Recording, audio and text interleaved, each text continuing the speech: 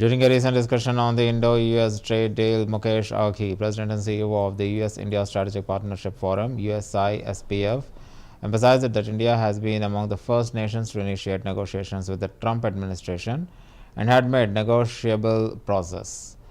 He revealed that both the Commerce Secretary and the USTR chief has recommended the deal to the president, but added that the president is seeking greater concessions than India is currently prepared to offer. Aghi stressed the importance of finalizing the agreement at a tariff rate lower than existing 15%, suggesting that such a move would benefit both economies and encourage investment. While the recommendation is on the president's desk, the final decision is still pending, leaving stakeholders awaiting a formal announcement. India was one of the first countries off the block negotiating a trade deal with Trump administration, and it did make a lot of progress.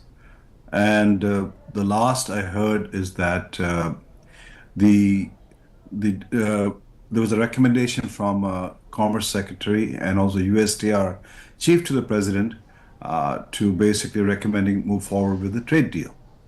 But I think the president would like to have much more than what India is willing to offer. And there's certain red lines India has, for example, agriculture, dairy, GMO.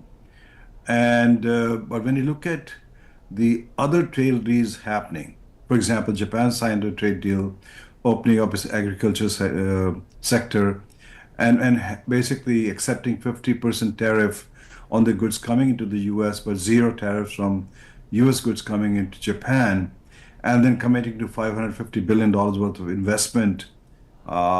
Then you look at what's happening with Indonesia, again the same thing, but committing to buy 50 plus 777 Boeing planes and also buying $15 billion worth of energy. Again, almost 20% tariff on their goods coming to the US, but zero tariffs coming into Indonesia from the US.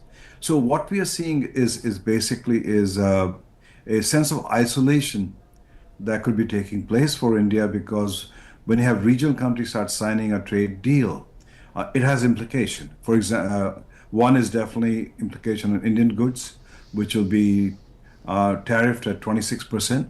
But more important is India was one of the first countries off the block negotiating a trade deal with Trump administration, and it did make a lot of progress. And